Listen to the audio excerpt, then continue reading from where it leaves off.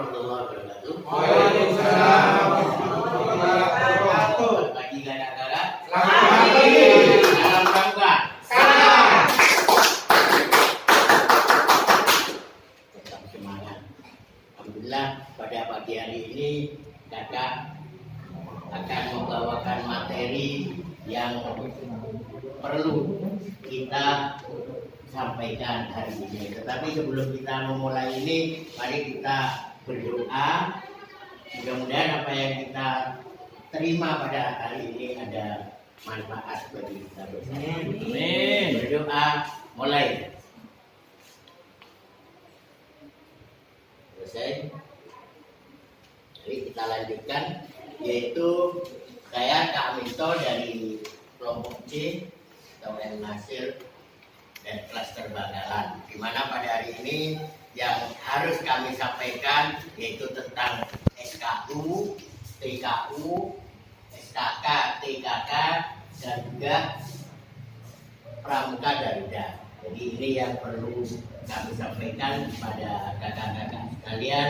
Mudah-mudahan nanti kakak-kakak sampai di tempatnya itu, kembali lagi ke tempatnya, bisa membantu pembina-pembina yang ada di waran masing-masing. Itu ini yang perlu kami sampaikan.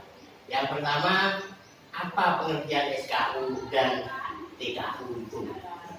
Jadi ini sudah ada, yaitu syarat kecakapan umum atau SKU adalah syarat kecakapan yang wajib dimiliki oleh peserta didik pramuka dalam hal ini.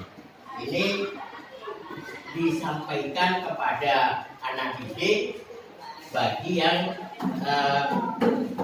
ingin memiliki itu, dan juga kakak pembina juga ingin pesertanya mulai dari penggalang, yang dari penggalang itu juga ingin tersampaikan semua.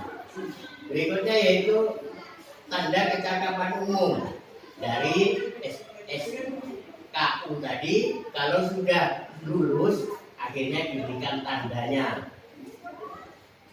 yaitu tanda kecakapan umum adalah tanda yang diperoleh setelah lulus melewati ujian syarat-syarat kecakapan umum. Ini yang perlu kakak-kakak perhatikan. Kemudian SKU untuk golongan siaga itu terdiri dari 3 tingkat. Yaitu yang pertama itu adalah siaga mula, kemudian siaga bantu, dan yang ketiga itu adalah siaga tata. Nah, modelnya seperti ini. Jadi ada 3 kelompok ya, atau 3 tingkat daripada golongan siaga. Berikutnya yaitu yang penggalang. Penggalang di situ juga ada 3 tingkatan. 3 tingkatan. Yang pertama yang disebut dengan penggalang ramu. Yang kedua penggalang rakit. Yang ketiga itu penggalang terap. Ramu itu ya seperti pangkatnya seorang tentara ya. Tapi karena ini penggalang, warnanya itu merah. Yang satu itu yang dikatakan penggalang ramu. Nah, bagaimana kalau kita misalnya dari tingkatan penggalang itu kan ada 2 jenis sekolah. Dari SD itu ada penggalang, di SD, SMP itu juga penggalang. Untuk itu bagi di SD nanti penggalangnya itu jangan sampai ke terak. Jadi penggalang itu sampai di penggalang rakit. Di kelas 4, 5, 6 itu ada, jangan asal diberi langsung diberikan, tidak, tapi kita berusaha sebaik mungkin untuk melengkapi ini sesuai dengan aturan yang ada. Kemudian untuk SKU untuk golongan penegak ini ada 2, yaitu penegak bantara dan penegak laksana. Ini. Kemudian kalau untuk pandega ini hanya 1, pandega gitu saja namanya. Dan ini tempatnya kalau penggalang apa itu siaga dan penggalang tadi ada di bau ya, bau tapi yang bau ya. Tetapi kalau yang penegak dan bantaran ini sudah ada di atasnya ya. Berikutnya yaitu pengertian SKK dan TKK. Itu tadi dari SKU-nya. Kemudian sekarang SKK. Apa SKK itu? Ada yang bisa menyebutkan SKK? Syarat kecakapan khusus. Iya, syarat kecakapan khusus. Apa syarat kecakapan khusus itu? Ada? Mungkin bisa ada di sini ya. Ya.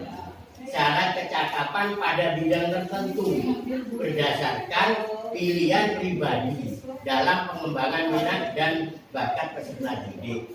Artinya untuk SKK ini bukan pembina yang menentukan, oh kamu harus ini, kamu harus ini, tidak. Tetapi keinginan sendiri dari para peserta didiknya. Oh kak, saya di rumah itu pintar masak, apakah boleh saya ikut? Jadinya anak-anak itu pertimbangannya seperti itu, sehingga kita ikuti saja. Ini ya untuk yang SKK. Kemudian tanda kecakapan khusus bagi adik-adik yang sudah lulus atau yang sudah mengikuti SKK tadi, kalau lulus maka diberikan tanda. Tandanya ya ini apa yang diikuti. Misalnya memasak ya ada tanda memasak. Jadi ini yang perlu kakak-kakak perhatikan nanti kalau sudah sampai suara bagi pembina-pembina di mana itu namanya? Pangkalan masing-masing. Inilah SKK dan TKK. Syarat kecakapan khusus itu berupa kepandaian atau kemahiran,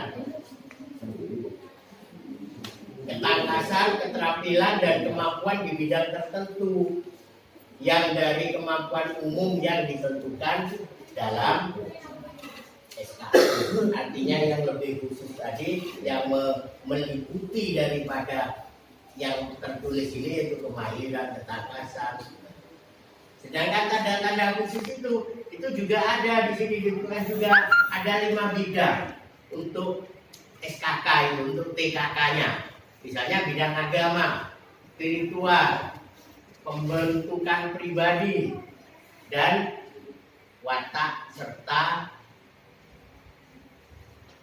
apa itu namanya? Pembentukan pribadi dari peserta didik itu sendiri. Dan ini dengan warna kuning sebagai warna dasar TKK-nya. Jadi yang tentang bidang keagamaannya, spiritualnya itu semuanya ini dasar tandanya itu adalah kuning. Kemudian yang bidang patriotisme, seni budaya, artinya patriotisme itu kan tentang kebangsaan, nasionalisnya. Nah ini dilambangkan dengan warna merah sebagai warna dasarnya. Jadi tidak sama warnanya. Oh itu ada warna merah, oh ini patriotisme. Oh ini warna kuning berarti tentang keagamaan. Kemudian yang ketiga bidang keterampilan. Keterampilan teknik pembangunan dengan warna hijau. Jadi misalnya anak tersebut walaupun sudah penggalang tetapi punya keahlian khusus di bidang keterampilan atau teknik pembangunan itu warna dasar dari TKK-nya itu adalah hijau. Kemudian yang keempat bidang ketangkasan dan kesehatan. Ini di warna dasar dari TKK-nya adalah warna putih. Ini warna putih, tulisan putih. Karena tulisannya putih sudah tidak disebut putih, samar ya, samar. Ini. Kemudian di bidang sosial juga demikian. Di bidang sosial kemanusiaan, gotong royong, ketertiban masyarakat, perdamaian dunia dan lingkungan hidup, ini warna dasarnya itu adalah biru. Nah, ini yang perlu kita pelajari, perlu kita sampaikan kepada anak didik, di mana untuk mencapai ini bukan inisiatif pembina, bukan, tetapi kita sampaikan ini tergantung adik-adik semua. Jadi tergantung peserta. Selanjutnya tanda kecapan khusus dibedakan atas tingkat-tingkat sebagai berikut. Pramuka siaga itu hanya ada satu tingkat, yaitu berbentuk segitiga.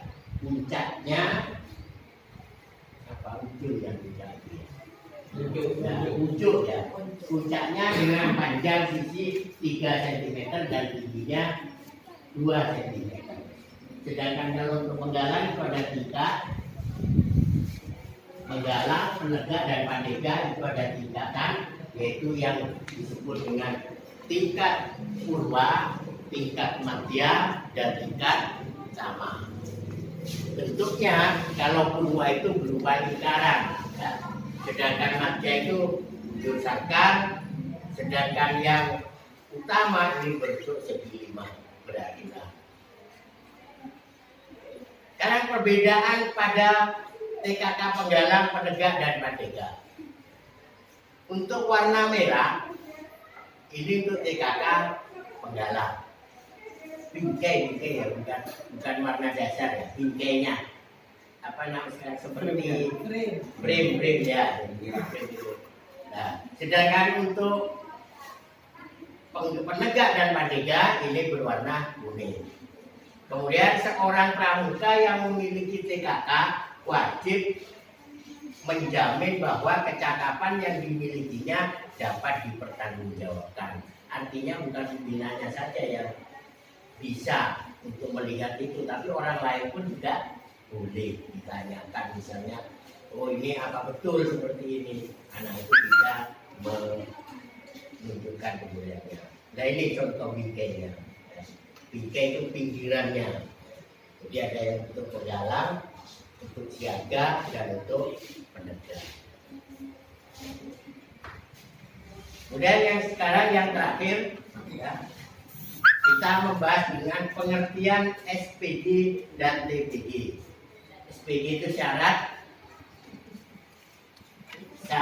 pramuka Garuda adalah syarat-syarat kecakapan yang harus dipenuhi oleh seorang pramuka untuk mencapai persyaratan tertentu.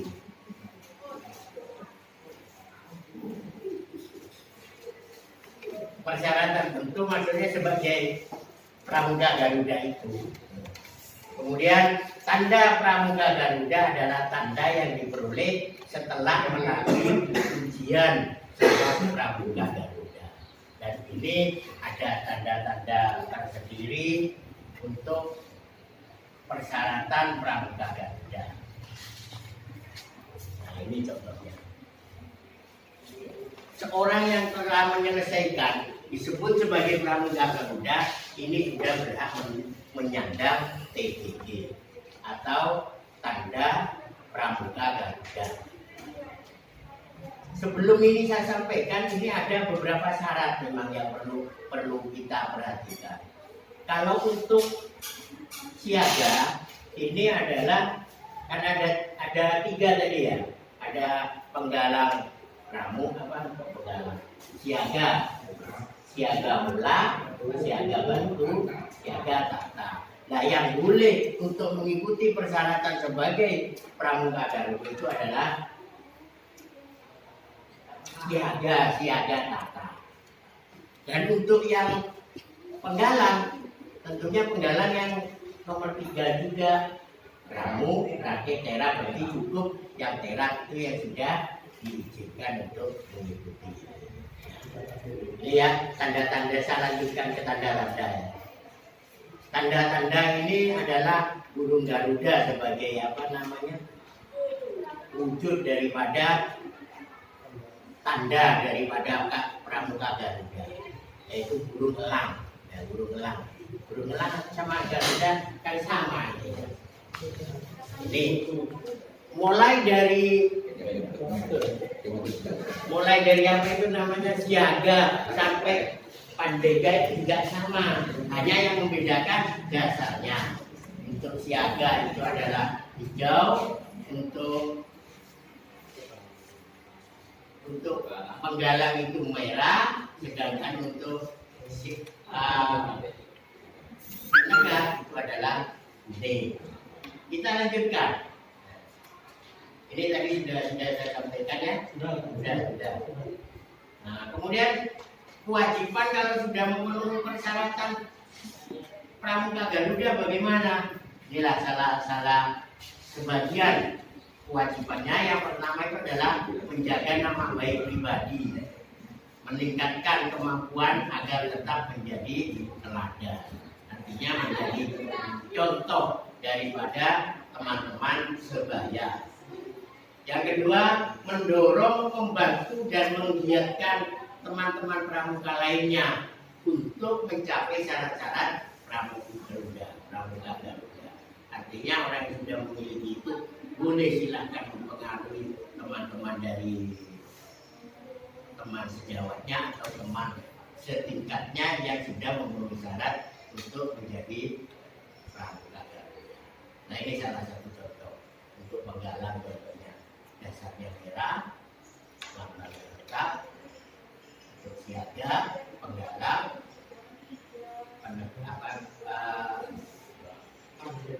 pandega, satunya penegak.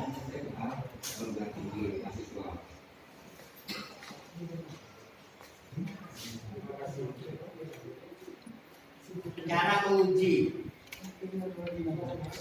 menguji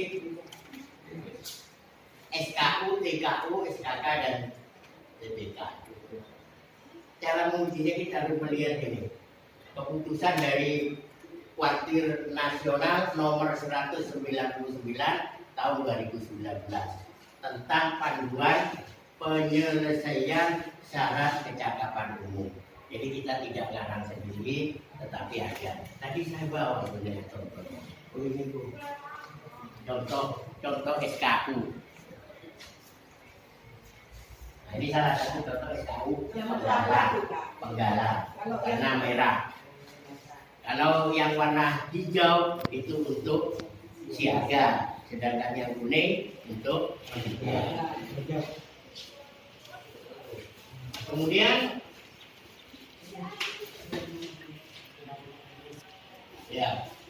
kurikulum kepramukaan itu adalah berupa syarat kecakapan, yaitu SKU dan SKK. Jadi kita sebut pedoman ini. Untuk selama ini kita sering memang mempramuka itu kita ambil dari mana materinya kan gitu. Tapi setelah kita melaksanakan ini baru kita tahu apa saja yang perlu kita sampaikan. Ya, ini penggunaan atau penyelesaian syarat kecakapan. Latihan staf dulu, pertengahan dan juga proses ujian. Ini yang biasa kita laksanakan di kehidupan masing-masing. Ini semuanya kita tidak baca, bisa sambil di apa itu namanya kita sampaikan pada pembina di masing-masing di depan. Ini juga cara menyampaikannya, cara mengujinya di sini sudah ada. Untuk mengujinya kita sudah bisa menentukan kalau bidangnya pembina tidak mampu itu kita mencari penguji yang bidangnya, contohnya tentang keadaan yang kita mencari, keterampilan yang kita mencari yang mampu. Kalau kita mampu sendiri tidak apa-apa. Ini yang perlu. Yang terakhir menjadi proses pengujian yang sangat menyenangkan dan dapat meningkatkan pengetahuan serta pengalaman. Penguji hendaknya memperhatikan batas-batas kemampuan mental, fisik, intelijensi atau emosi daripada pramuka yang diuji. Dan penguji hendaknya memperhatikan ikhtiar, ketekunan dan kesungguhan. Itu yang perlu kita sampaikan.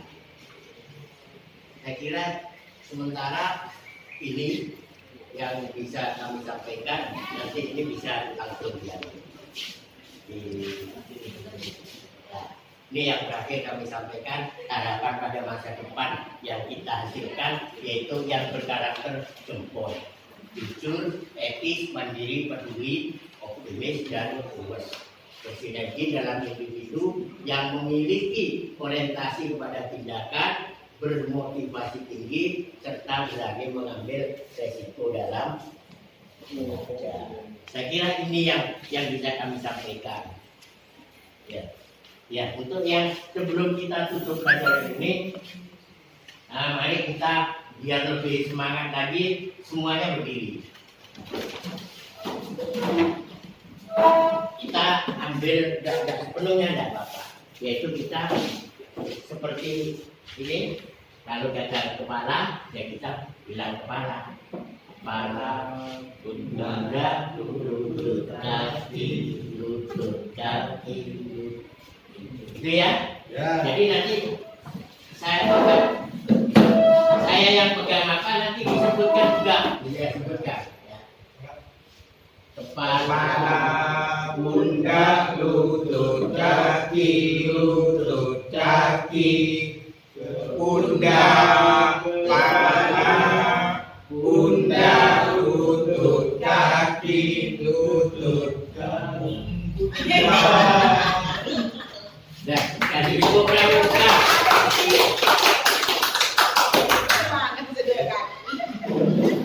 Kira demikian apa yang kami sampaikan.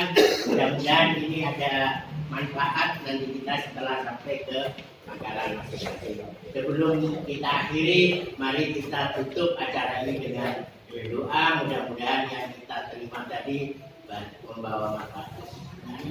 Amin. Berdoa mulai. Selesai. Untuk cara tutup. Assalamualaikum warahmatullahi wabarakatuh.